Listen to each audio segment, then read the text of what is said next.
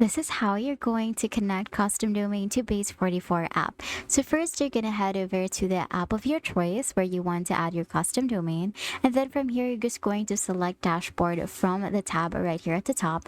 And then from here, you're just going to click on domains. Now from the domains section, you're going to click or going to scroll down until you find the custom domain section and then click on connect a domain. So as you can see, since I'm not subscribed to a paid plan, I will only see this paid promotion right here. So you just make sure that you're subscribed to a pro plan and not a free plan. So from here, if you're subscribed, you will be able to see the box wherein you can paste your custom domain, and then you're just going to have to update your domain's DNS records, a or CNAME with your register as instructed by Base44. So for example, you're using Hostinger, you're just going to head over to your website and then change your DNS records into the DNS records of the Base44. And if you want to learn more about how you can transfer domain from Hostinger or whichever plan you have, then just watch a few more of our videos and comment down below if you need that tutorial.